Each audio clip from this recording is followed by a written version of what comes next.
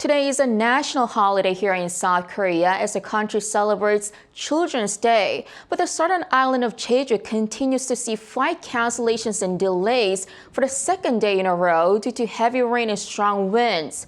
According to Jeju International Airport, as of 10 a.m., a total of 198 flights have been or will be grounded.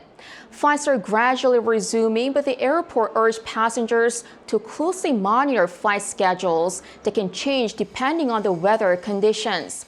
Some 10,000 travelers were affected by flight delays, including some 6,000 students who went on school trips. Heavy rain is also affecting the country's southwestern Jeolla region, prompting cancellations of ferries.